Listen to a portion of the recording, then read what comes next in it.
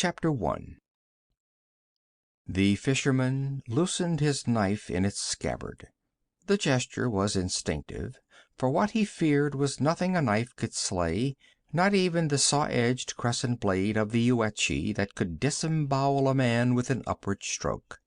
Neither man nor beast threatened him in the solitude which brooded over the castellated isle of Xapur. He had climbed the cliffs, passed through the jungle that bordered them, and now stood surrounded by evidences of a vanished state. Broken columns glimmered among the trees. The staggering lines of crumbling walls meandered off into the shadows, and under his feet were broad paves, cracked and bowed by roots growing beneath. The fisherman was typical of his race, that strange people whose origin is lost in the gray dawn of the past, and who have dwelt in their rude fishing huts along the southern shore of the Sea of Vilayet since time immemorial. He was broadly built, with long apish arms and a mighty chest, but with lean loins and thin bandy legs.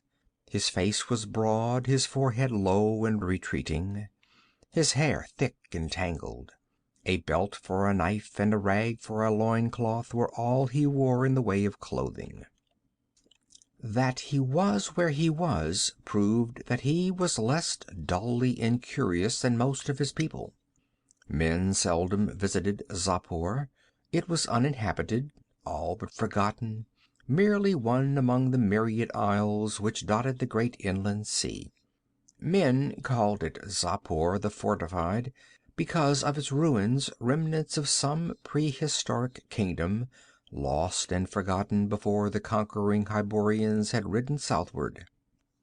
No one knew who reared these stones, though dim legends lingered among the Yuetshi which half intelligibly suggested a connection of immeasurable antiquity between the fishers and the unknown island kingdom. But it had been 1,000 years since any Yuetshi had understood the import of these tales. They repeated them now as a meaningless formula, a gibberish framed by their lips by custom. No Yuetshi had come to Xapur for a century. The adjacent coast of the mainland was uninhabited, a reedy marsh given over to the grim beasts that haunted it. The fishers' village lay some distance to the south on the mainland.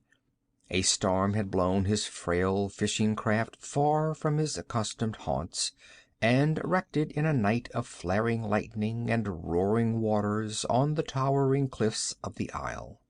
Now in the dawn the sky shone blue and clear. The rising sun made jewels of the dripping leaves. He had climbed the cliffs to which he had clung through the night because, in the midst of the storm, he had seen an appalling lance of lightning fork out of the black heavens, and the concussion of its stroke, which had shaken the whole island, had been accompanied by a cataclysmic crash that he doubted could have resulted from a riven tree. A dull curiosity had caused him to investigate, and now he had found what he sought, and an animal-like uneasiness possessed him, a sense of lurking peril. Among the trees reared a broken, dome-like structure, built of gigantic blocks of the peculiar iron-like green stone found only on the islands of Vilayet. It seemed incredible that human hands could have shaped and placed them, and certainly it was beyond human power to have overthrown the structure they formed. But the thunderbolt had splintered the ton-heavy blocks like so much glass, reduced others to green dust, and ripped away the whole arch of the dome.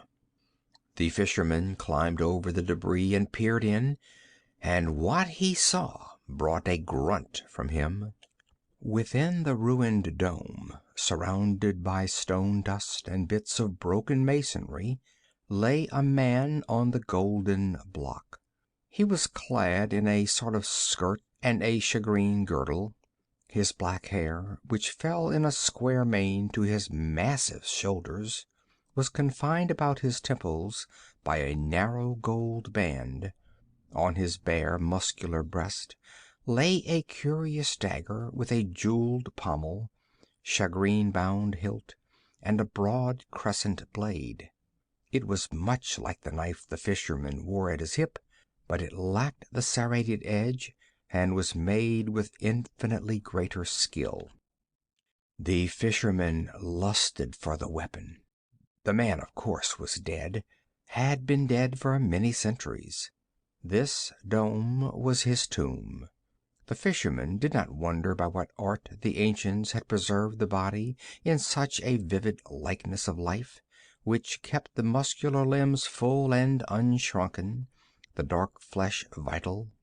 The dull brain of the Yuetshi had room only for his desire for the knife with its delicate waving lines along the dully gleaming blade. Scrambling down into the dome, he lifted the weapon from the man's breast. And as he did so, a strange and terrible thing came to pass.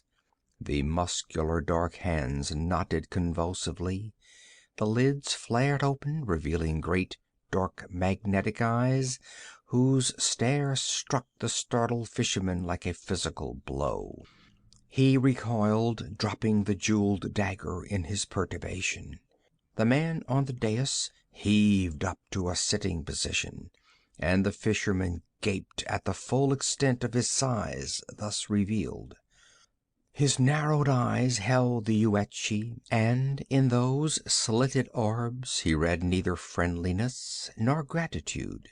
He saw only a fire as alien and hostile as that which burns in the eyes of a tiger.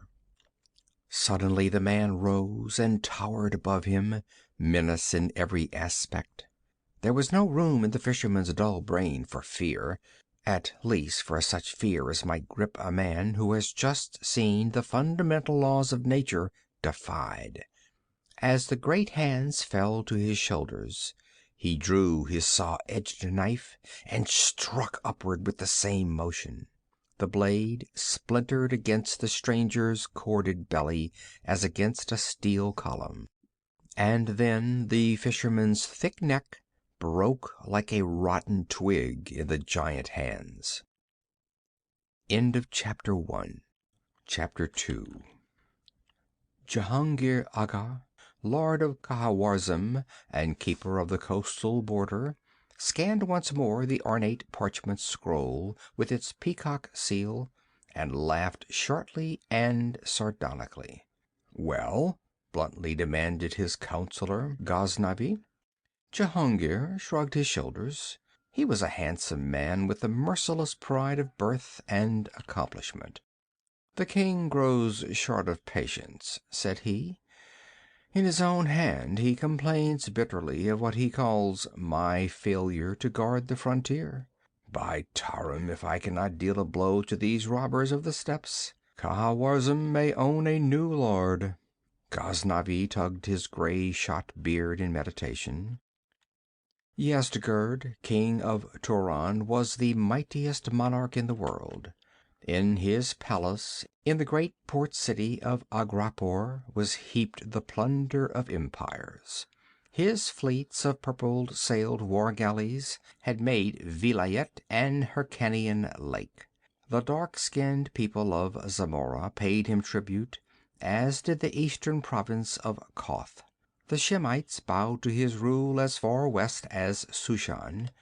His armies ravaged the borders of Stygia in the south and the snowy lands of the Hyperboreans in the north. His riders bore torch and sword westward into Brythumia and Ophir and Corinthia, even to the borders of Nemedia. His gilt-helmeted swordmen had trampled hosts under their horses' hoofs, and walled cities went up in flames at his command.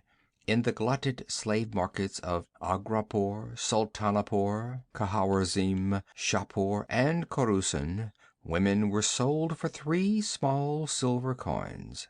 Blonde Brythunians, tawny Stygians, dark-haired Samorians, ebon Kushites, olive-skinned Shemites. Yet, while his swift horsemen overthrew armies far from his frontiers.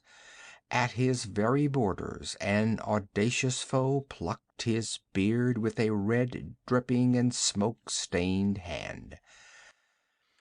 On the broad steppes between the Sea of Vilayet and the borders of the easternmost Hyborian kingdoms, a new race had sprung up in the past half-century, formed originally of fleeing criminals, broken men, escaped slaves, and deserting soldiers. They were men of many crimes and countries, some born on the steppes, some fleeing from the kingdoms in the west. They were called Kozak, which means wastrel. Dwelling on the wild open steppes, owning no law but their own peculiar code, they had become a people capable of defying the Grand Monarch. Ceaselessly they raided the Turanian frontier, retiring in the steppes when defeated. With the pirates of Vilayet, men of much the same breed, they harried the coast, preying off the merchant ships which plied between the Hyrkanian ports. "How am I to crush these wolves?" demanded Jehungir. "If I follow them into the steppes, I run the risk either of being cut off and destroyed, or having them elude me entirely and burn the city in my absence. Of late they have been more daring than ever." "That is because of the new chief who has risen among them," answered Ghaznavi. "You know whom I mean." "Aye," replied Jehungir feelingly. "It is that devil Conan. He is even wilder than the Kozaks, yet he is crafty as a mountain lion."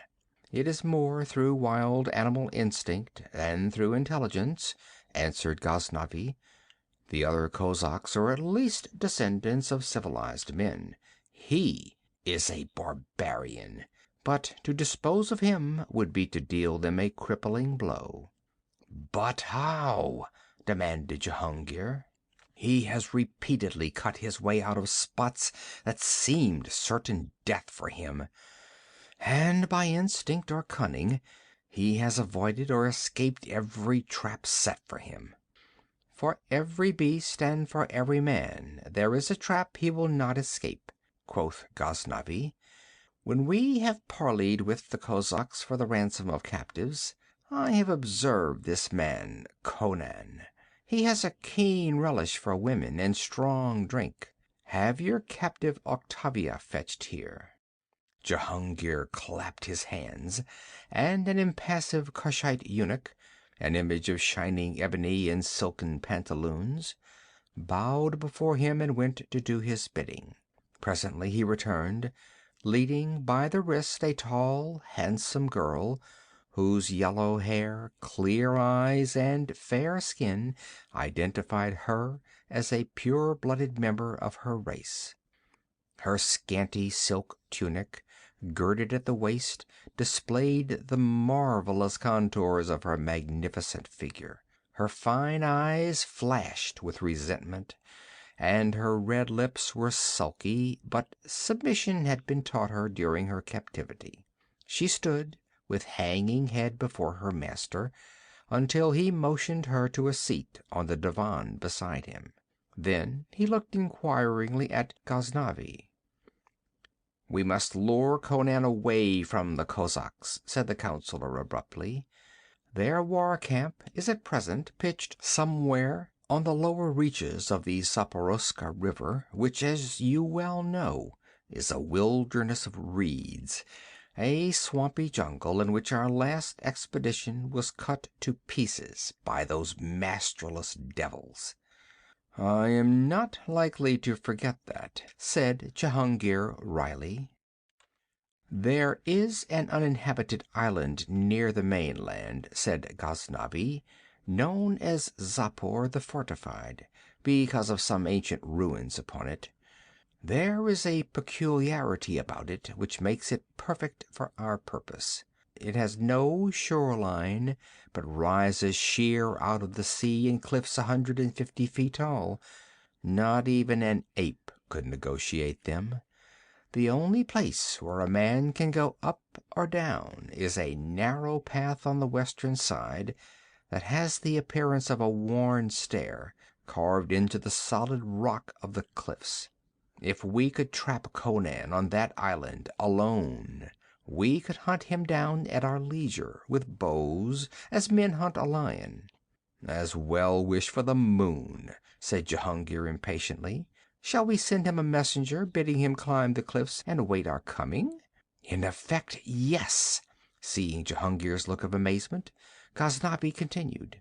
We will ask for a parley with the Kozaks in regard to prisoners at the edge of the steppes by Fort Gori. As usual, we will go with a force and encamp outside the castle. They will come with an equal force, and the parley will go forward with the usual distrust and suspicion. But this time we will take with us, as if by casual chance, your beautiful captive.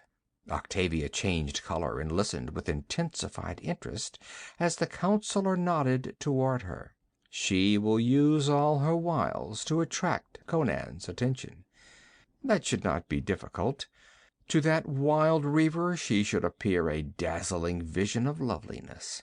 Her vitality and substantial figure should appeal to him more vividly than would one of the doll-like beauties of your seraglio. Octavia sprang up, her white fists clenched, her eyes blazing, and her figure quivering with outraged anger. You would force me to play the trollop with this barbarian? She exclaimed. I will not. I am no market block slut to smirk and ogle at a steppes robber. I am the daughter of a Nemedian lord. You were of the Nemedian nobility before my riders carried you off, returned Jehungir cynically. Now you are merely a slave who will do as she is bid. I will not, she raged. On the contrary, rejoined Jehungir with studied cruelty, you will. I like Ghaznavi's plan. Continue, prince among counselors. Conan will probably wish to buy her. You will refuse to sell her, of course, or to exchange her for Hyrkanian prisoners.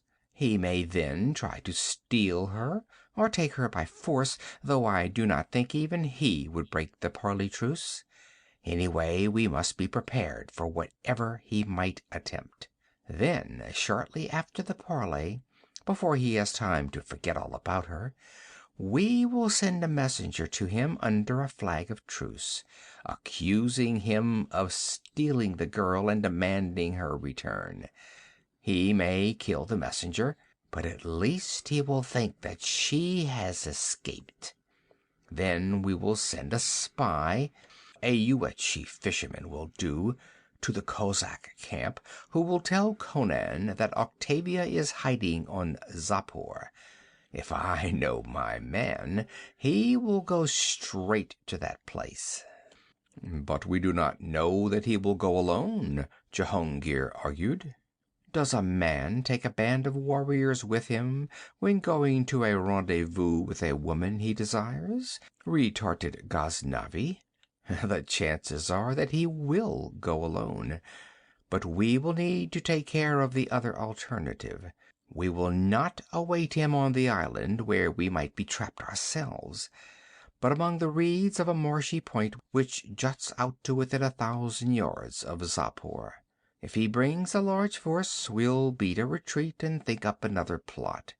If he comes alone or with a small party, we will have him. Depend upon it, he will come, remembering your charming slave's smiles and meaning glances. I will never descend to such shame. Octavia was wild with fury and humiliation. I will die first. You will not die, my rebellious beauty, said Jehungir, but you will be subjected to a very painful and humiliating experience. He clapped his hands, and Octavia paled. This time it was not the Cushite who entered, but a Shemite, a heavily muscled man of medium height, with a short, curled, blue-black beard. "Here is work for you, Gilzan," said Jehungir. "Take this fool and play with her a while. Yet be careful not to spoil her beauty." With an inarticulate grunt, the Shemite seized Octavia's wrist, and at the grasp of his iron fingers all the defiance went out of her. With a piteous cry, she tore away and threw herself on her knees before her implacable master, sobbing incoherently for mercy. Jehungir dismissed the disappointed torturer with a gesture, and said to Ghaznavi, "If your plan succeeds, I will fill your lap with gold." End of chapter 2. Chapter 3. In the darkness before dawn, an unaccustomed sound disturbed the solitude that slumbered over the reedy marshes and the misty waters of the coast. It was not a drowsy waterfowl, nor a waking beast. It was a human, who struggled through the thick reeds which were taller than a man's head. It was a woman, had there been anyone to see, tall and yellow-haired, her splendid limbs molded by her bedraggled tunic. Octavia had escaped in good earnest, every outraged fiber of her still tingling from her experience in a captivity that had become unendurable. Jehungir's mastery of her had been bad enough, but with deliberate fiendishness Jehungir had given her to a nobleman whose name was a byword for degeneracy even in Khawarizm. Octavia's resilient flesh crawled and quivered at her memories. Desperation had nerved her climb from Jelal Khan's castle on a rope made of strips from torn tapestries, and chance had led her to a picketed horse. She had ridden all night, and dawn found her with a foundered steed on the swampy shores of the sea. Quivering with the abhorrence of being dragged back to the revolting destiny planned for her by Jelal Khan, she plunged into the morass, seeking a hiding place from the pursuit she expected. When the reeds grew thinner around her, and the water rose about her thighs, she saw the dim loom of an island ahead of her. A broad span of water lay between, but she did not hesitate. She waded out until the low waves were lapping about her waist. Then she struck out strongly, swimming with a vigor that promised unusual endurance. As she neared the island, she saw that it rose sheer from the water in castle-like cliffs. She reached them at last, but found neither ledge to stand on below the water, nor to cling to above. She swam on, following the curve of the cliffs, the strain of her long flight beginning to weigh her limbs. Her hands fluttered along the sheer stone, and suddenly they found a depression. With a sobbing gasp of relief, she pulled herself out of the water and clung there, a dripping white goddess in the dim starlight. She had come upon what seemed to be steps carved in the cliff. Up them she went, flattening herself against the stone as she caught the faint clack of muffled oars. She strained her eyes and thought she made out a vague bulk moving toward the reedy point she had just quitted, but it was too far away for her to be sure in the darkness, and presently the faint sound ceased, and she continued her climb. If it were her pursuers, she knew of no better course than to hide on the island. She knew that most of the islands off that marshy coast were uninhabited. This might be a pirate's lair, but even pirates would be preferable to the beast she had escaped. A vagrant thought crossed her mind as she climbed, in which she mentally compared her former master with the Kozak chief with whom, by compulsion, she had shamelessly flirted in the pavilions of the camp of Fort Agori, where the Hyrkanian lords had parleyed with the warriors of the steppes. His burning gaze had frightened and humiliated her, but his cleanly elemental fierceness set him above Jelal Khan, a monster such as only an overly opulent civilization can produce. She scrambled up over the cliff edge and looked timidly at the dense shadows which confronted her. The trees grew close to the cliffs, presenting a solid mass of blackness. Something whirred above her head, and she cowered, even though realizing it was only a bat. She did not like the look of those ebony shadows, but she set her teeth and went toward them, trying not to think of snakes. Her bare feet made no sound in the spongy loam under the trees. Once among them, the darkness closed frighteningly about her. She had not taken a dozen steps when she was no longer able to look back and see the cliffs and the sea beyond. A few steps more, and she became hopelessly confused and lost her sense of direction. Through the tangled branches, not even a star peered. She groped and floundered on blindly, and then came to a sudden halt. Somewhere ahead there had been the rhythmical booming of a drum. It was not such a sound as she would have expected to hear in that time and place.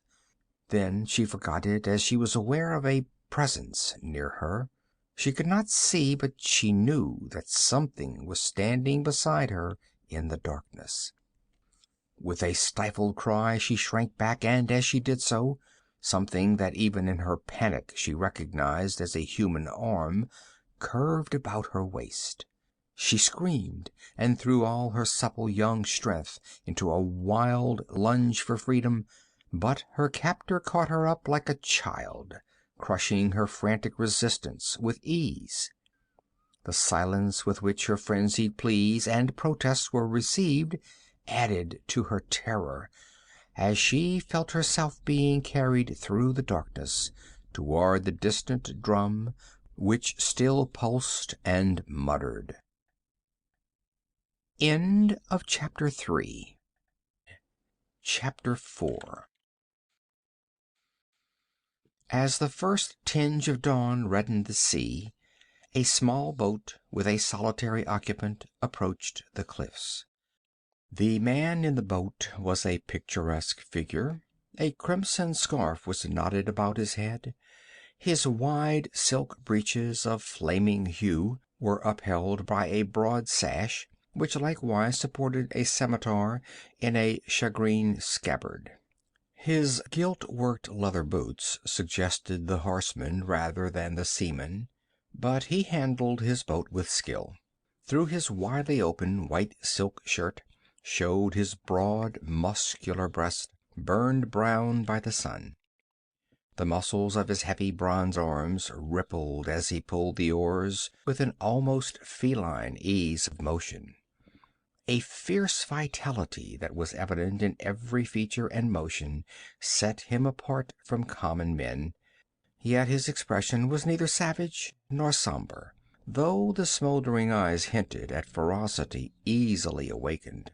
This was Conan, who had wandered into the armed camps of the Kozaks with no other possession than his wits and his sword, and who had carved his way to leadership among them.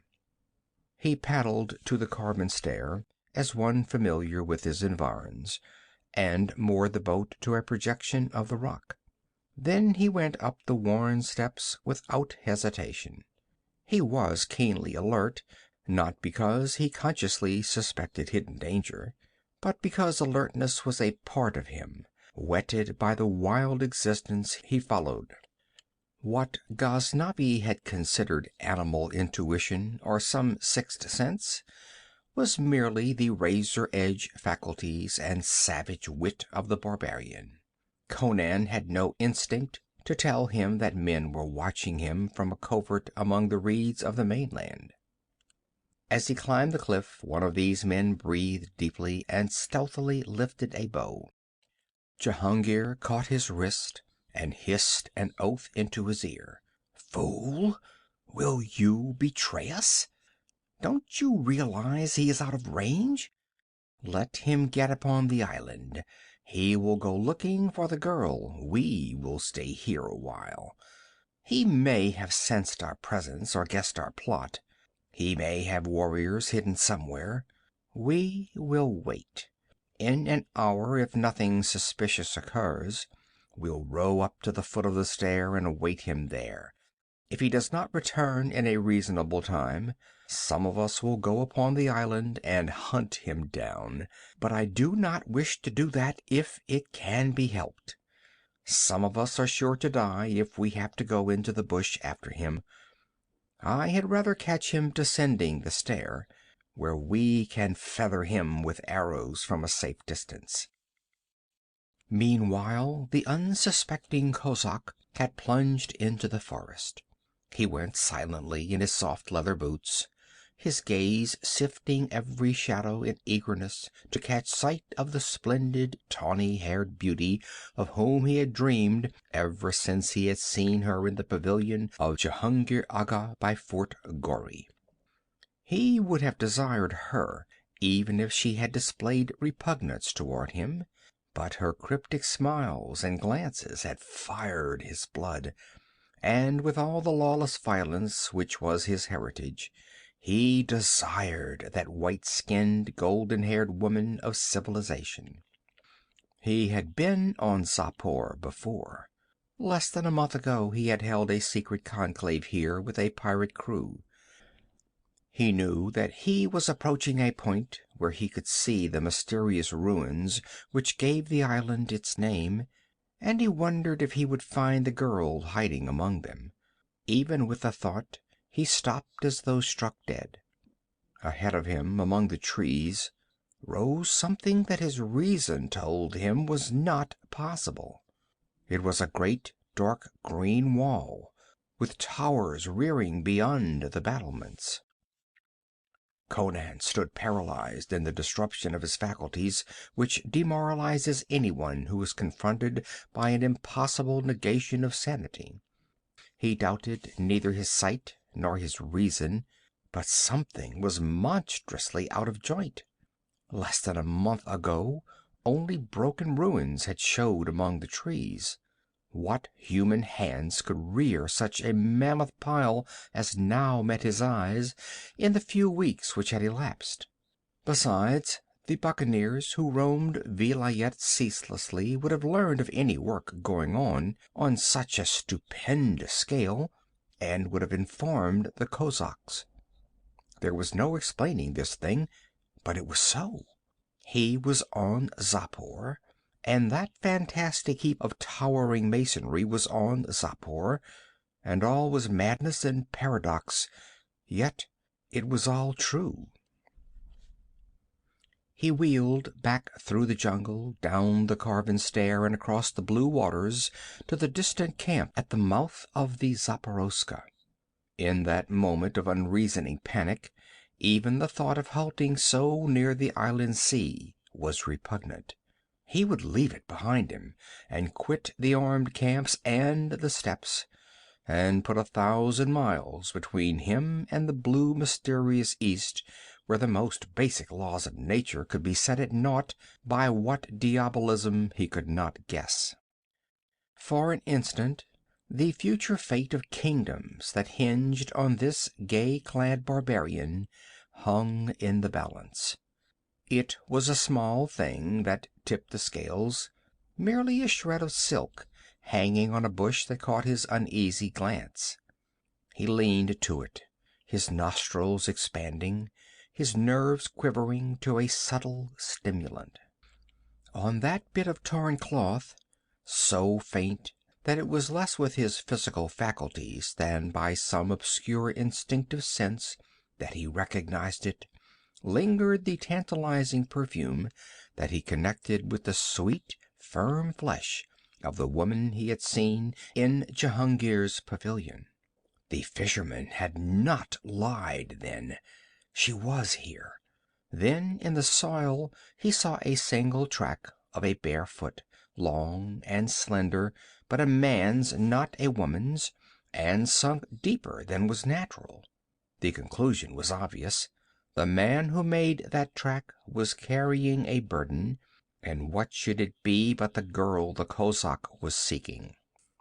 He stood silently facing the dark towers that loomed through the trees, his eyes slits of blue balefire. Desire for the yellow-haired woman vied with a sudden primordial rage at whoever had taken her. His human passion fought down his ultra-human fears, and dropping into the stalking crouch of a hunting panther, he glided toward the walls, taking advantage of the dense foliage to escape detection from the battlements. As he approached, he saw that the walls were composed of the same green stone that had formed the ruins, and he was haunted by a vague sense of familiarity. It was as if he looked upon something he had never seen before, but had dreamed of or pictured mentally. At last he recognized the sensation. The walls and towers followed the plan of the ruins. It was as if the crumbling lines had grown back into the structures they originally were. No sound disturbed the morning quiet as Conan stole to the foot of the wall which rose sheer from the luxuriant growth. On the southern reaches of the inland sea the vegetation was almost tropical. He saw no one on the battlements, heard no sounds within. He saw a massive gate a short distance to his left, and had no reason to suppose that it was not locked and guarded. But he believed that the woman he sought was somewhere beyond that wall, and the course he took was characteristically reckless. Above him, vine-festooned branches reached out toward the battlements. He went up a great tree like a cat, and reaching a point above the parapet, he gripped a thick limb with both hands, swung back and forth at arm's length until he had gained momentum, and then let go and catapulted through the air, landing cat-like on the battlements. Crouching there, he stared down into the streets of a city. The circumference of the wall was not great, but the number of green stone buildings it contained was surprising. They were 3 or 4 stories in height, mainly flat-roofed, reflecting a fine architectural style. The streets converged like the spokes of a wheel into an octagon-shaped court in the center of the town, which gave upon a lofty edifice which, with its dome and towers, dominated the whole city. He saw no one moving in the streets or looking out of the windows, though the sun was already coming up. The silence that reigned there might have been that of a dead and deserted city. A narrow stone stair ascended the wall near him. Down this he went. Houses shouldered so closely to the wall that halfway down the stair he found himself within arm's length of a window and halted to peer in. There were no bars, and the silk curtains were caught back with satin cords. He looked into a chamber whose walls were hidden by dark velvet tapestries. The floor was covered with thick rugs, and there were benches of polished ebony and an ivory dais heaped with furs. He was about to continue his descent when he heard the sound of someone approaching in the street below. Before the unknown person could come round a corner and see him on the stair, he stepped quickly across the intervening space and dropped lightly into the room, drawing his scimitar. He stood for an instant statue-like. Then, as nothing happened, he was moving across the rugs toward an arched doorway, when a hanging was drawn aside, revealing a cushioned alcove from which a slender, dark-haired girl regarded him with languid eyes. Conan glared at her tensely, expecting her momentarily to start screaming, but she merely smothered a yawn with a dainty hand, rose from the alcove and leaned negligently against the hangings, which she held with one hand. She was undoubtedly a member of the white race, though her skin was very dark.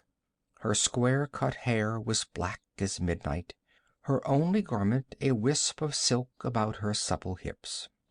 Presently she spoke, but the tongue was unfamiliar to him, and he shook his head. She yawned again, stretched lithely, and without any show of fear or surprise, shifted to a language he did understand, a dialect of Yuetshi which sounded strangely archaic. "Are you looking for someone?" she asked, as indifferently as if the invasion of her chamber by an armed stranger were the most common thing imaginable. "Who are you?" he demanded. "I am Yateli," she answered languidly. "I must have feasted late last night. I am so sleepy now." "Who are you?" "I am Conan, a hetman among the Cossacks," he answered, watching her narrowly. He believed her attitude to be a pose, and expected her to try to escape from the chamber or rouse the house. But though a velvet rope that might be a signal cord hung near her, she did not reach for it. "Conan," she repeated drowsily. "You are not a Dagonian. I suppose you are a mercenary. Have you cut the heads off many Yuetshi?" "I do not war on water rats," he snorted. "But they are very terrible," she murmured. "I remember when they were our slaves, but they revolted and burned and slew. Only the magic of Khosatral Khel has kept them from the walls." She paused, a puzzled look struggling with the sleepiness of her expression. "I forgot," she muttered. "They did climb the walls last night. There was shouting and fire, and people calling in vain on Khosatral." She shook her head as if to clear it.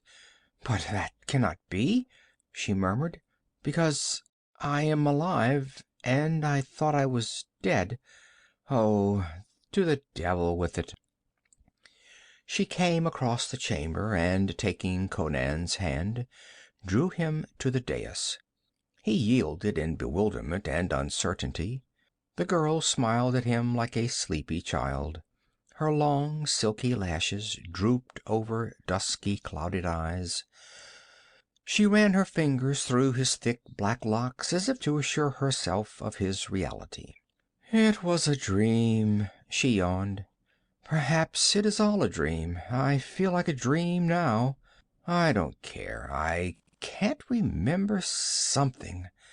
I have forgotten.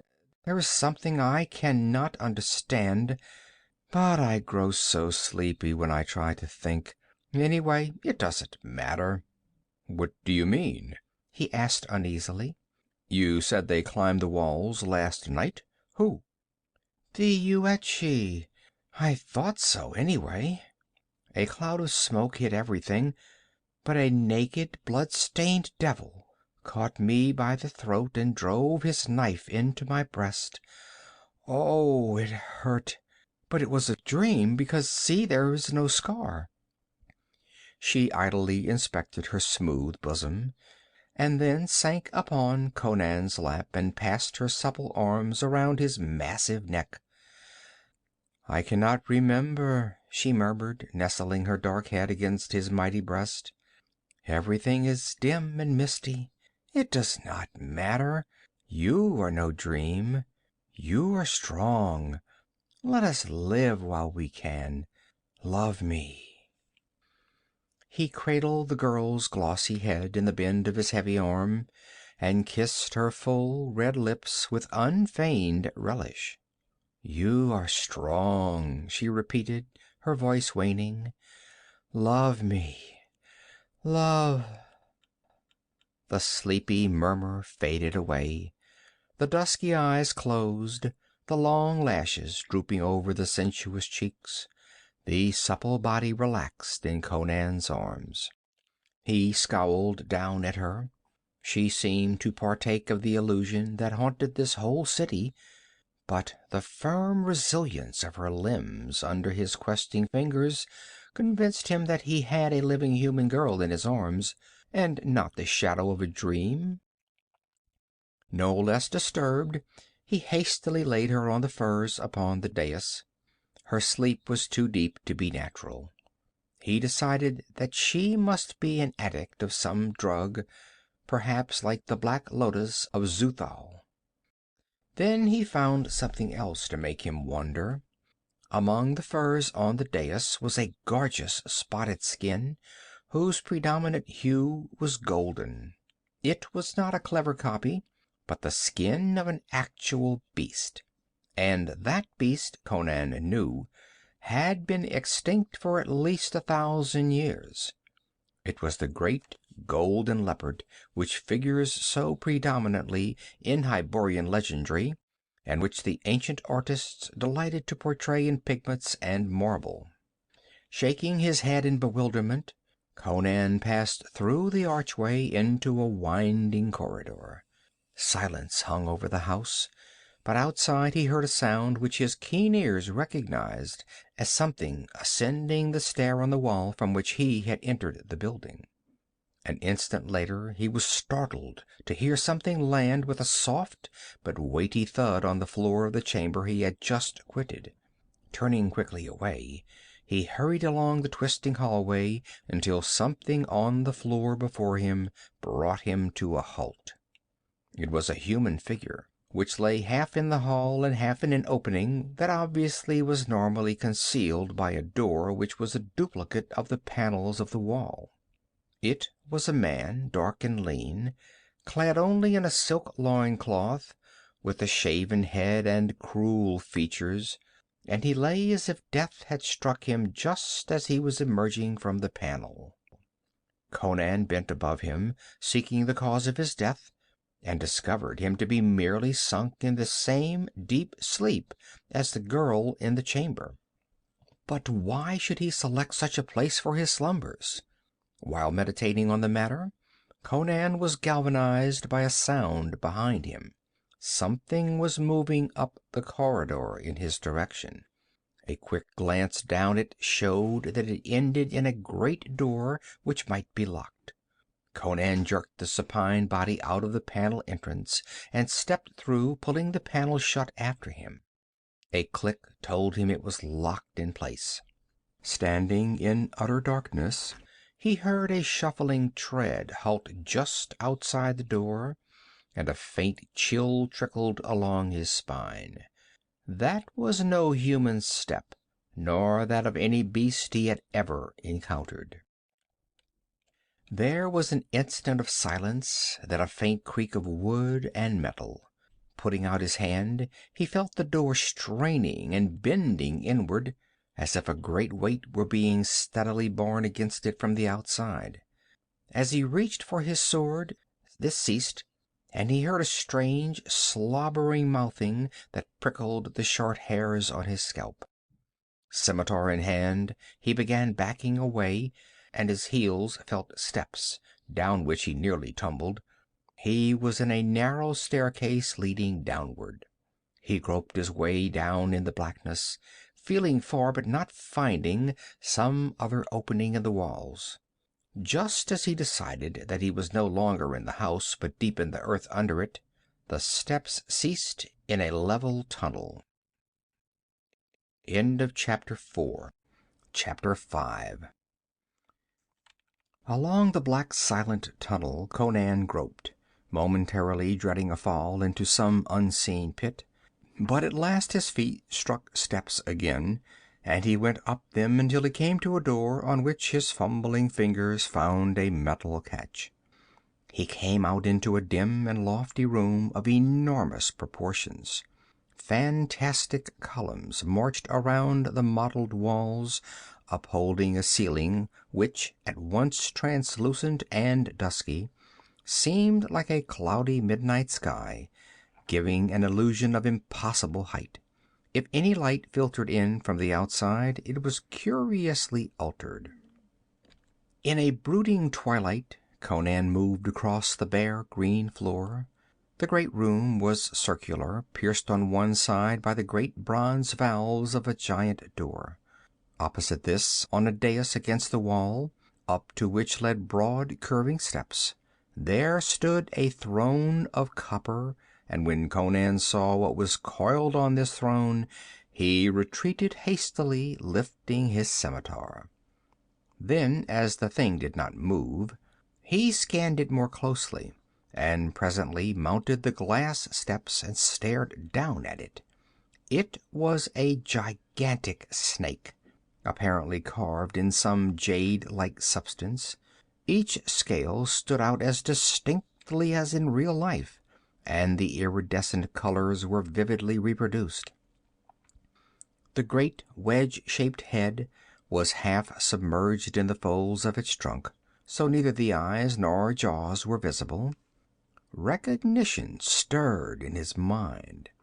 This snake was evidently meant to represent one of those grim monsters of the marsh which in past ages had haunted the reedy edges of Vilayet's southern shores. But, like the golden leopard, they had been extinct for hundreds of years.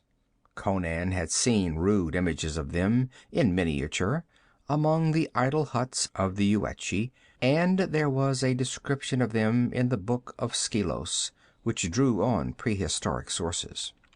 Conan admired the scaly torso, thick as his thigh and obviously of great length, and he reached out and laid a curious hand on the thing, and as he did so his heart nearly stopped.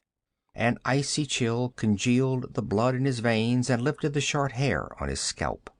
Under his hand there was not the smooth, brittle surface of glass or metal or stone, but the yielding, fibrous mass of a living thing. He felt cold, sluggish life flowing under his fingers. His hand jerked back in instinctive repulsion, sword shaking in his grasp, horror and revulsion and fear almost choking him. He backed away and down the glass steps with painful care, glaring in awful fascination at the grisly thing that slumbered on the copper throne. It did not move. He reached the bronze door and tried it, with his heart in his teeth, sweating with fear that he should find himself locked in with that slimy horror. But the valves yielded to his touch, and he glided through and closed them behind him. He found himself in a wide hallway with lofty tapestried walls, where the light was the same twilight gloom. It made distant objects indistinct, and that made him uneasy, rousing thoughts of serpents gliding unseen through the dimness. A door at the other end seemed miles away in the elusive light.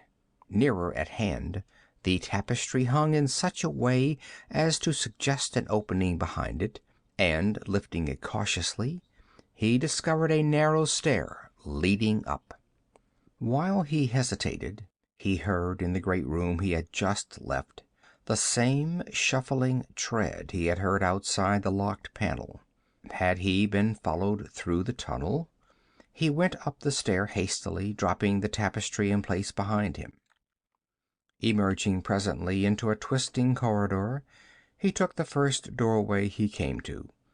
He had a twofold purpose in his apparently aimless prowling: to escape from the building and its mysteries, and to find the Nemedian girl who, he felt, was imprisoned somewhere in this palace, temple, or whatever it was. He believed it was the great domed edifice in the center of the city, and it was likely that here dwelt the ruler of the town, to whom a captive woman would doubtless be brought. He found himself in a chamber, not another corridor, and was about to retrace his steps when he heard a voice which came from behind one of the walls. There was no door in that wall, but he leaned close and heard distinctly, and an icy chill crawled slowly along his spine. The tongue was Nemedian, but the voice was not human. There was a terrifying resonance about it, like a bell tolling at midnight. "There was no life in the abyss save that which was incorporated in me," it told.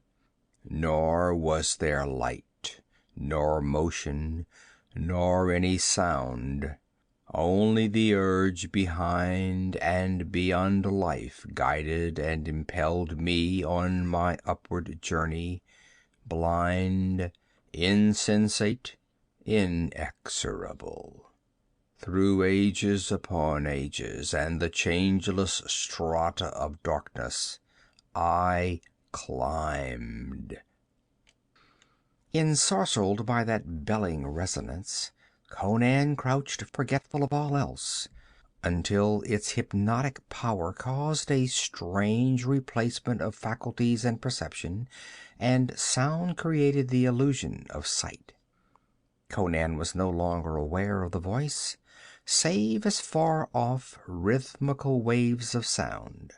Transported beyond his age and his own individuality, he was seeing the transmutation of the being men called Khosatral Khel, which crawled up from the night and the abyss ages ago to clothe itself in the substance of the material universe.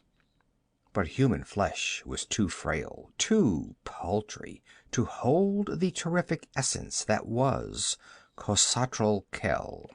So he stood up in the shape and aspect of a man, but his flesh was not flesh, nor the bone bone, nor blood blood. He became a blasphemy against all nature, for he caused to live and think and act a basic substance that before had never known the pulse and stir of animate being.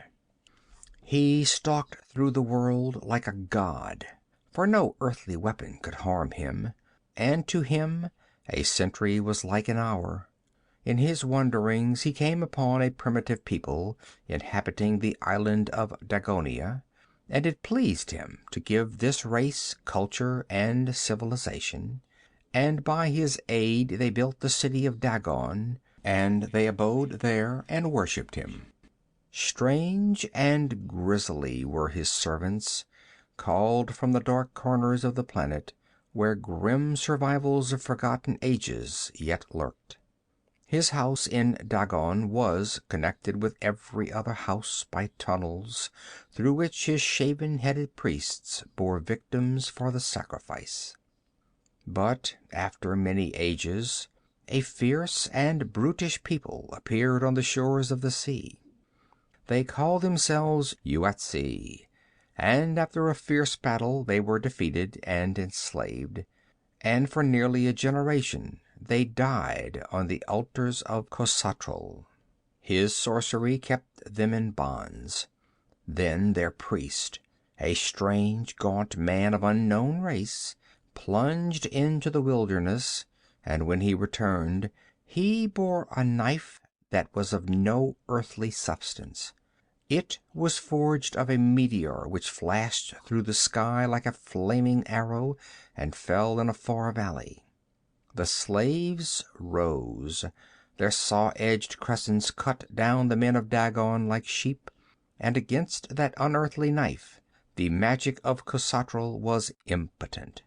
While carnage and slaughter bellowed through the red smoke that choked the streets, the grimmest act of that grim drama was played in the cryptic dome behind the great daïsed chamber, with its copper throne and its walls mottled like the skin of serpents.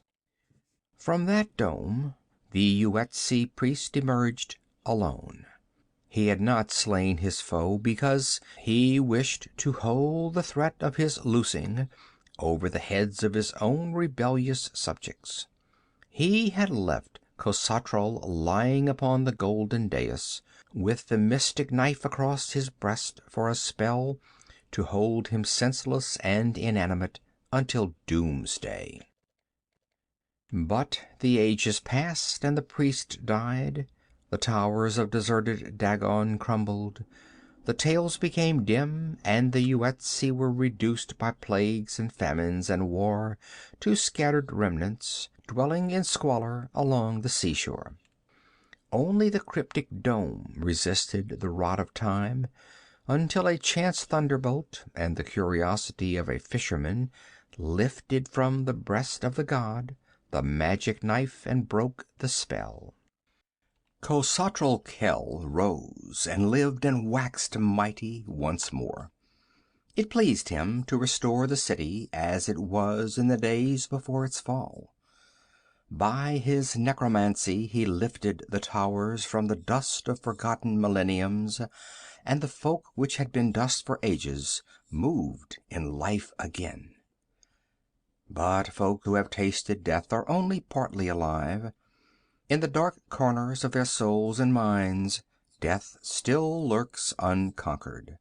By night the people of Dagon moved and loved, hated and feasted, and remembered the fall of Dagon and their own slaughter only as a dim dream. They moved in an enchanted mist of illusion, feeling the strangeness of their existence, but not inquiring the reasons therefor. With the coming of day they sank into deep sleep, to be roused again only by the coming of night, which is akin to death. All this rolled in a terrible panorama before Conan's consciousness as he crouched beside the tapestried wall. His reason staggered. All certainty and sanity were swept away, leaving a shadowy universe through which stole hooded figures of grisly potentialities. Through the belling of the voice, which was like a tolling of triumph over the ordered laws of a sane planet, a human sound anchored Conan's mind from its flight through spheres of madness. It was the hysterical sobbing of a woman. Involuntarily, he sprang up. End of chapter 5. Chapter 6. Jehungir Agha waited with growing impatience in his boat among the reeds. More than an hour passed, and Conan had not reappeared. Doubtless he was still searching the island for the girl he thought to be hidden there. But another surmise occurred to the Agha. Suppose the hetman had left his warriors nearby, and that they should grow suspicious and come to investigate his long absence? Jehungir spoke to the oarsmen, and the long boat slid from among the reeds and glided toward the carven stairs. Leaving half a dozen men in the boat, he took the rest, 10 mighty archers of Khawarizm, in spired helmets and tiger-skin cloaks. Like hunters invading the retreat of the lion, they stole forward under the trees, arrows on string. Silence reigned over the forest except when a great green thing that might have been a parrot swirled over their heads with a low thunder of broad wings, and then sped off through the trees. With a sudden gesture, Jehungir halted his party, and they stared incredulously at the towers that showed through the verdure in the distance.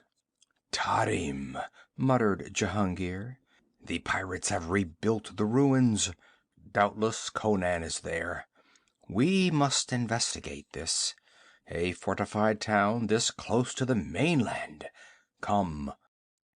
With renewed caution they glided through the trees. The game had altered.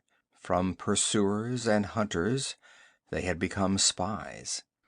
And as they crept through the tangled growth, the man they sought was in peril more deadly than their filigreed arrows.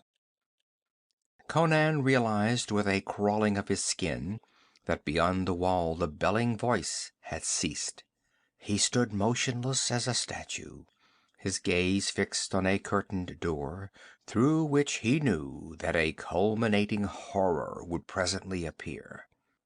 It was dim and misty in the chamber, and Conan's hair began to lift on his scalp as he looked. He saw a head and a pair of gigantic shoulders grow out of the twilight gloom. There was no sound of footsteps, but the great dusky form grew more distinct, until Conan recognized the figure of a man. He was clad in sandals, a skirt, and a broad shagreen girdle. His square-cut mane was confined by a circlet of gold.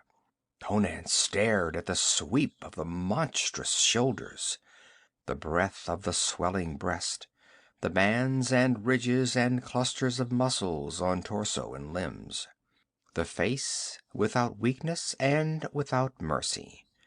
The eyes were balls of dark fire, and Conan knew that this was Khosatral Khel, the ancient from the abyss, the god of Dagonia. No word was spoken, no word was necessary. Khosatral spread his great arms, and Conan, crouching beneath them, slashed at the giant's belly. Then he bounded back, eyes blazing with surprise. The keen edge had rung on the mighty body as on an anvil, rebounding without cutting. Then Khosatral came upon him in an irresistible surge. There was a fleeting concussion, a fierce writhing and intertwining of limbs and bodies, and then Conan sprang clear, every thew quivering from the violence of his efforts. Blood started where the grazing fingers had torn the skin. In that instant of contact he had experienced the ultimate madness of blasphemed nature. No human flesh had bruised his, but metal, animated and sentient. It was a body of living iron which opposed his. Khosatral loomed above the warrior in the gloom. Once let those great fingers lock, and they would not loosen until the human body hung limp in their grasp. In that twilight chamber it was as if a man fought with a dream monster in a nightmare. Flinging down his useless sword, Conan caught up a heavy bench and hurled it with all his power. It was such a missile as few men could even lift. On Khusatral's mighty breast it smashed into shreds and splinters. It did not even shake the giant on his braced legs. His face lost something of its human aspect. A nimbus of fire played about his awesome head, and like a moving tower he came on. With a desperate wrench Conan ripped a whole section of tapestry from the wall, and whirling it with a muscular effort greater than that required for throwing the bench, he flung it over the giant's head. For an instant Khosatral floundered, smothered and blinded by the clinging stuff that resisted his strength as wood or steel could not have done. And in that instant Conan caught up his scimitar and shot out into the corridor. Without checking his speed, he hurled himself through the door of the adjoining chamber, slammed the door, and shot the bolt. Then, as he wheeled, he stopped short, all the blood in him seeming to surge to his head. Crouching on a heap of silk cushions, golden hair streaming over her naked shoulders, eyes blank with terror, was the woman for whom he had dared so much. He almost forgot the horror at his heels until a splintering crash behind him brought him to his senses. He caught up the girl and sprang for the opposite door. She was too helpless with fright either to resist or to aid him. A faint whimper was the only sound of which she seemed capable. Conan wasted no time trying the door. A shattering stroke of his scimitar hewed the lock asunder, and as he sprang through to the stair that loomed beyond it, he saw the head and shoulders of Khosatral crash through the other door. The colossus was splintering the massive panels as if they were of cardboard. Conan raced up the stair, carrying the big girl over one shoulder as easily as if she had been a child. Where he was going he had no idea, but the stair ended at the door of a round domed chamber. Khosatral was coming up the stair behind them, silently as a wind of death, and as swiftly. The chamber's walls were of solid steel, and so was the door. Conan shut it and dropped in place the great bars with which it was furnished. The thought struck him that this was Khusatral's chamber, where he locked himself in to sleep securely from the monsters he had loosed from the pits to do his bidding. Hardly were the bolts in place when the great door shook and trembled to the giant's assault. Conan shrugged his shoulders. This was the end of the trail. There was no other door in the chamber, nor any window. Air and the strange misty light evidently came from interstices in the dome. He tested the nickel edge of his scimitar, quite cool now that he was at bay. He had done his volcanic best to escape. When the giant came crashing through that door, he would explode in another savage onslaught with his useless sword, not because he expected it to do any good, but because it was his nature to die fighting. For the moment there was no course of action to take, and his calmness was not forced or feigned. The gaze he turned on his fair companion was as admiring and intense as if he had 100 years to live. He had dumped her unceremoniously on the floor when he turned to close the door, and she had risen to her knees, mechanically arranging her streaming locks and her scanty garment. Conan's fierce eyes glowed with approval as they devoured her thick golden hair, her clear wide eyes, her milky skin, sleek with exuberant health, the firm swell of her breasts, the contours of her splendid hips. A low cry escaped her as the door shook and the bolt gave way with a groan. Conan did not look around. He knew the door would hold a little while longer. "They told me you had escaped," he said. "A Yuetshi fisher told me you were hiding here. What is your name?" "Octavia," she gasped mechanically. Then words came in a rush. She caught at him with desperate fingers. "Oh, Mitra, what nightmare is this? The dark-skinned people, one of them caught me in the forest and brought me here. They carried me to that thing. He told me. He said, am I mad? Is this a dream?" He glanced at the door, which bulged inward as if from the impact of a battering ram. "No," he said, "it is no dream. That hinge is giving way. Strange that a devil has to break down a door like a common man. But after all, his strength itself is a diabolism." "Can you not kill him?" she panted. "You are strong." Conan was too honest to lie. "If a mortal man could kill him, he'd be dead now," he answered. "I nicked my blade on his belly." Her eyes dulled. "Then you must die, and I must." "Oh, Mitra!" she screamed in sudden frenzy, and Conan caught her hands, fearing that she would harm herself. "He told me what he was going to do to me," she panted. Kill me with your sword before he bursts the door." Conan looked at her and shook his head. "I'll do what I can," he said. "That won't be much, but it'll give you a chance to get past him down the stair. Then run for the cliffs. I have a boat tied at the foot of the steps. If you can get out of the palace, you may escape him yet. The people of this city are all asleep." She dropped her head in her hands.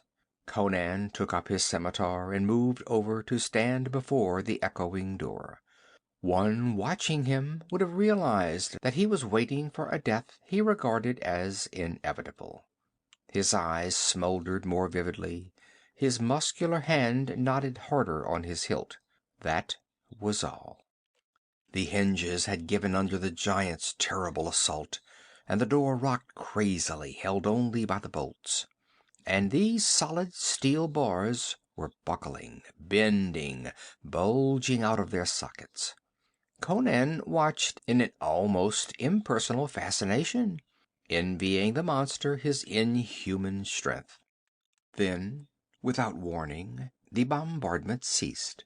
In the stillness, Conan heard other noises on the landing outside, the beat of wings and a muttering voice that was like the whining of wind through midnight branches. Then, presently, there was silence, but there was a new feel in the air. Only the whetted instincts of barbarism could have sensed it, but Conan knew, without seeing or hearing him leave, that the master of Dagon no longer stood outside the door. He glared through a crack that had been started in the steel of the portal. The landing was empty. He drew the warped bolts and cautiously pulled aside the sagging door.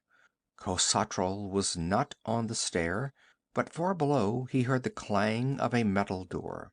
He did not know whether the giant was plotting new devilries or had been summoned away by that muttering voice, but he wasted no time in conjectures. He called to Octavia, and the new note in his voice brought her up to her feet and to his side, almost without her conscious volition. "What is it?" she gasped. "Don't stop to talk." He caught her wrist. "Come on." The chance for action had transformed him. His eyes blazed, his voice crackled. "The knife," he muttered, while almost dragging the girl down the stair in his fierce haste. "The magic Yuetshi blade. He left it in the dome. His voice died suddenly as a clear mental picture sprang up before him. The dome adjoined the great room where stood the copper throne. Sweat started out on his body. The only way to that dome was through that room with its copper throne and the foul thing that slumbered in it. But he did not hesitate. Swiftly they descended the stair, crossed the chamber, descended the next stair, and came into the great dim hall with its mysterious hangings. They had seen no sign of the Colossus. Halting before the great bronze-valved door, Conan caught Octavia by her shoulders and shook her in his intensity. "Listen," he snapped. "I'm going into that room and fasten the door. Stand here and listen. If Khosatral comes, call to me. If you hear me cry for you to go, run as though the devil were on your heels, which he probably will be. Make for that door at the other end of the hall, because I'll be past helping you. I'm going for the Yuetshi knife." Before she could voice the protest her lips were framing, he had slid through the valves and shut them behind him. He lowered the bolt cautiously, not noticing that it could be worked from the outside. In the dim twilight, his gaze sought that grim copper throne. Yes, the scaly brute was still there, filling the throne with its loathsome coils. He saw a door behind the throne and knew that it led into the dome, but to reach it he must mount the dais, a few feet from the throne itself. A wind blowing across the green floor would have made more noise than Conan's slinking feet. Eyes glued on the sleeping reptile, he reached the dais and mounted the glass steps. The snake had not moved. He was reaching for the door. The bolt on the bronze portal clanged, and Conan stifled an awful oath as he saw Octavia come into the room. She stared about, uncertain in the deeper gloom, and he stood frozen, not daring to shout a warning. Then she saw his shadowy figure and ran toward the dais, crying, "I want to go with you. I'm afraid to stay alone. Oh!" She threw up her hands with a terrible scream, as for the first time she saw the occupant of the throne. The wedge-shaped head had lifted from its coils and thrust out toward her on a yard of shining neck. Conan cleared the space between him and the throne with a desperate bound, his scimitar swinging with all his power.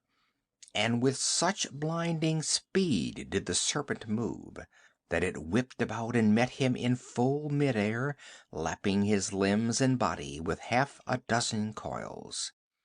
His half-checked stroke fell futilely as he crashed down on the dais, gashing the scaly trunk, but not severing it.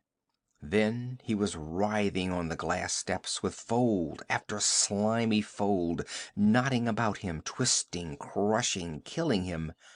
His right arm was still free, but he could get no purchase to strike a killing blow, and he knew one blow must suffice.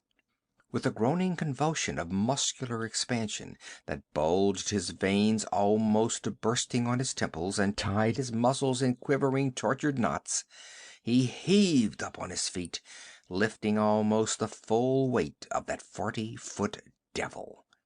An instant he reeled on wide-braced legs, feeling his ribs caving in on his vitals, and his sight growing dark, while his scimitar gleamed above his head.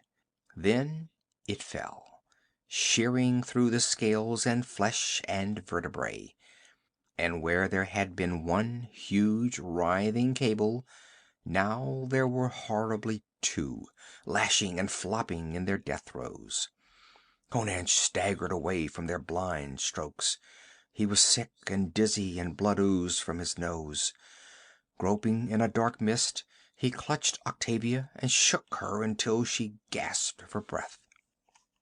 "Next time I tell you to stay somewhere," he gasped, "you stay." He was too dizzy even to know whether she replied. Taking her wrist like a truant schoolgirl, he led her around the hideous stumps that still looped and knotted on the floor. Somewhere in the distance he thought he heard men yelling, but his ears were still roaring so that he could not be sure. The door gave to his efforts. If Khosatral had placed the snake there to guard the thing he feared, evidently he considered it ample precaution. Conan half expected some other monstrosity to leap at him with the opening of the door, but in the dimmer light he saw only the vague sweep of the arch above, a dully gleaming block of gold, and a half-moon glimmer on the stone. With a gasp of gratification he scooped it up, and did not linger for further exploration.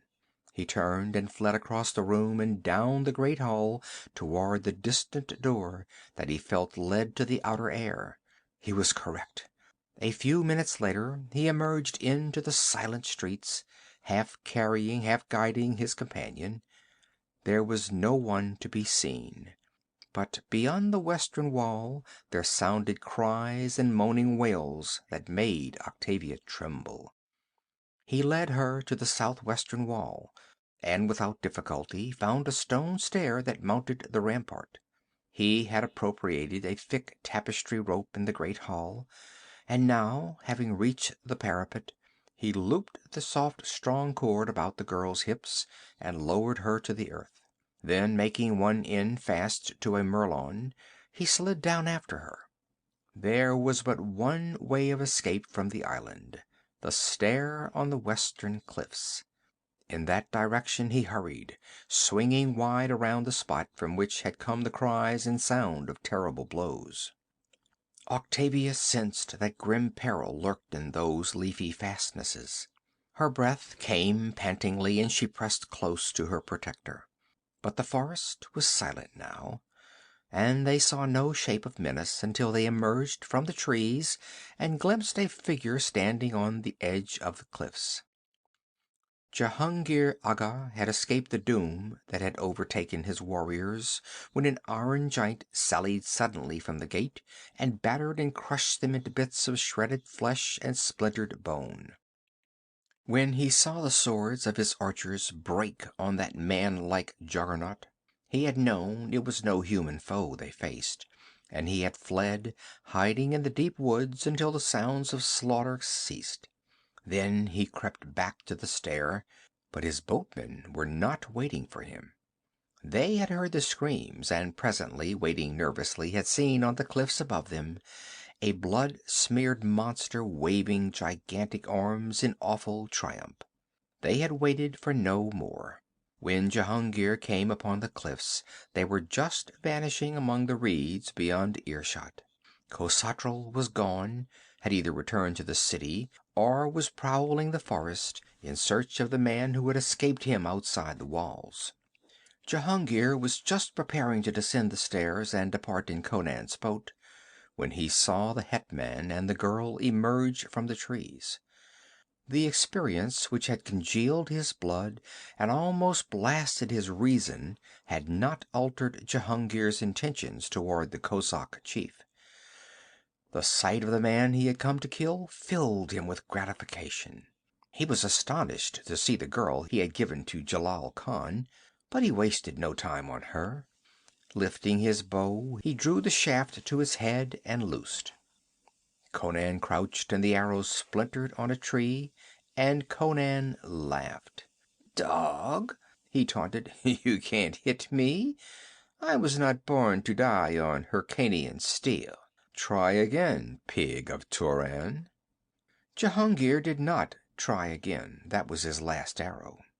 He drew his scimitar and advanced, confident in his spired helmet and close-meshed mail. Conan met him halfway in a blinding whirl of swords.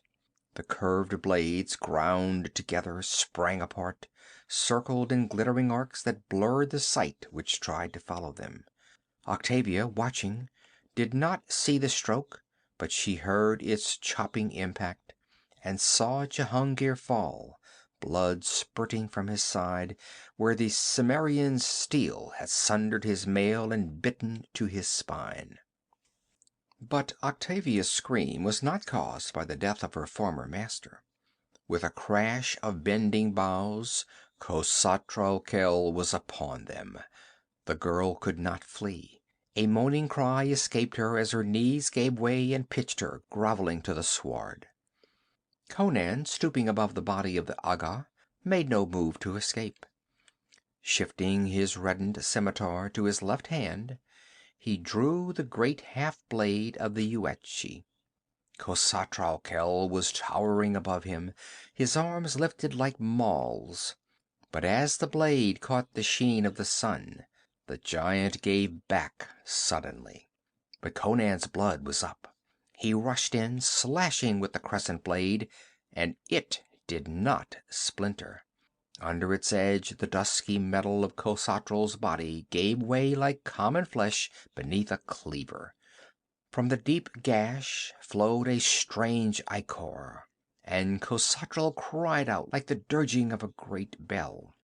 His terrible arms flailed down, but Conan, quicker than the archers who had died beneath those awful flails, avoided their strokes and struck again and yet again.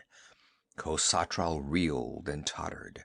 His cries were awful to hear, as if metal were given a tongue of pain, as if iron shrieked and bellowed under torment. Then, wheeling away, he staggered into the forest. He reeled in his gait, crashed through bushes and caromed off trees. Yet, though Conan followed him with the speed of hot passion, the walls and towers of Dagon loomed through the trees before the man came within dagger reach of the giant. Then Khosatral turned again, flailing the air with desperate blows. But Conan, fired to berserker fury, was not to be denied. As a panther strikes down a bull moose at bay, so he plunged under the bludgeoning arms and drove the crescent blade to the hilt under the spot where a human's heart would be. Khosatral reeled and fell. In the shape of a man he reeled, but it was not the shape of a man that struck the loam. Where there had been the likeness of a human face, there was no face at all, and the metal limbs melted and changed. Conan, who had not shrunk from Khosatral living, recoiled blenching from Khosatral dead, for he had witnessed an awful transmutation. In his dying throes, Khosatral Khel had become again the thing that had crawled up from the abyss millenniums gone. Gagging with intolerable repugnance, Conan turned to flee the sight, and he was suddenly aware that the pinnacles of Dagon no longer glimmered through the trees. They had faded like smoke. The battlements, the crenellated towers, the great bronze gates, the velvets, the gold, the ivory, and the dark-haired women and the men with their shaven skulls. With the passing of the inhuman intellect which had given them rebirth, they had faded back into the dust which they had been for ages uncounted. Only the stumps of broken columns rose above crumbling walls and broken paves and shattered dome. Conan again looked upon the ruins of Xapur as he remembered them. The wild hetman stood like a statue for a space, dimly grasping something of the cosmic tragedy of the fitful ephemera called mankind, and the hooded shapes of darkness which prey upon it. Then, as he heard his name called in accents of fear, he started, as one awakening from a dream, glanced again at the thing on the ground, shuddered, and turned away toward the cliffs and the girl that waited there. She was peering fearfully under the trees, and she greeted him with a half-stifled cry of relief. He had shaken off the dim, monstrous visions which had momentarily haunted him, and was his exuberant self again. "Where is he?" she shuddered. "Gone back to hell whence he crawled," he replied cheerfully. "Why didn't you climb the stair and make your escape in my boat?" "I wouldn't desert," she began, then changed her mind, and amended rather sulkily. "I have nowhere to go. The Hyrkanians would enslave me again, and the pirates would—" "What of the Kozaks?" he suggested. "Are they better than the pirates?" she asked scornfully. Conan's admiration increased to see how well she had recovered her poise after having endured such frantic terror. Her arrogance amused him. "You seemed to think so in the camp by Gori," he answered. "You were free enough with your smiles then." Her red lip curled in disdain. "Do you think I was enamored of you? Do you dream that I would have shamed myself before an ale-guzzling, meat-gorging barbarian unless I had to? My master, whose body lies there, forced me to do as I did." "Oh!" Conan seemed rather crestfallen. Then he laughed with undiminished zeal. "No matter. You belong to me now. Give me a kiss." "You dare ask?" she began angrily, when she felt herself snatched off her feet and crushed to the hetman's muscular breast. She fought him fiercely, with all the supple strength of her magnificent youth, but he only laughed exuberantly, drunk with his possession of this splendid creature writhing in his arms. He crushed her struggles easily, drinking the nectar of her lips with all the unrestrained passion that was his, until the arms that strained against him melted and twined convulsively about his massive neck. Then he laughed down into the clear eyes and said, "Why should not a chief of the Free People be preferable to a city-bred dog of Turan?" She shook back her tawny locks, still tingling in every nerve from the fire of his kisses. She did not loosen her arms from his neck. "Do you deem yourself an Agha's equal?" she challenged. He laughed and strode with her in his arms toward the stair. "You shall judge," he boasted. "I'll burn Khawarizm for a torch to light your way to my tent." End of Chapter 6. End of The Devil in Iron by Robert E. Howard.